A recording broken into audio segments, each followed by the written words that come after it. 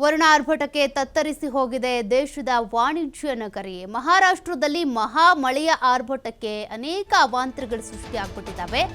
ನದಿಯಾಗಿ ಬದಲಾಗಿದೆ ಪುಣೆ ಸೊಲ್ಲಾಪುರ ಹೆದ್ದಾರಿ. ಮಹಾರಾಷ್ಟ್ರದಲ್ಲಿ ಯಥೇಚ್ಛವಾಗಿ ಮಳೆ ಆಗ್ತಾ ಇದೆ. ಮಳೆಯ ಆರ್ಭಟಕ್ಕೆ ಅನೇಕ ಅವಾಂತರಗಳು ಸೃಷ್ಟಿಯಾಗ್ತಿವೆ. ಪುಣೆ ಸೊಲ್ಲಾಪುರ ಹೆದ್ದಾರಿ ಏನಿದೆ ಈಗಾಗಲೇ ಅದು ನದಿಯ ರೀತಿಯಾಗಿ ಭಾಸವಾಗ್ತಾ ಇದೆ.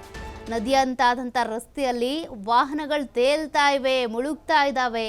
ನೋಡಿ, ಆ ದೃಶ್ಯಗಳನ್ನು ನೀವು ಗಮನಿಸ್ತಾ ಇದ್ದೀರಾ.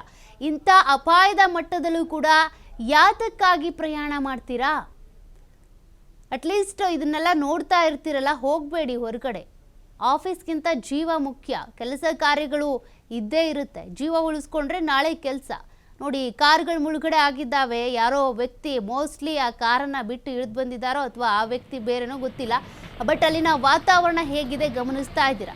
ಮಹಾರಾಷ್ಟ್ರದಲ್ಲಿ ನಿರಂತರ ಮಳೆ ಆಗ್ತಾ ಇರೋದ್ರಿಂದ ರಸ್ತೆಗಳು ಜಲಾವೃತ ಅಲ್ಲ, ಪ್ರವಾಹನೇ ಉಂಟಾಗ್ಬಿಟ್ಟಿದೆ. ಮುಂಬೈನ ಬಾಂದ್ರಾದಲ್ಲಿ ಸಮುದ್ರ ಪ್ರಕ್ಷುಬ್ಧವಾಗಿದೆ. ಅಲೆಗಳಂತೂ ರಕ್ಕಸ ಗಾತ್ರದಲ್ಲಿ ಎದ್ದು ಬರ್ತಾ ಇವೆ.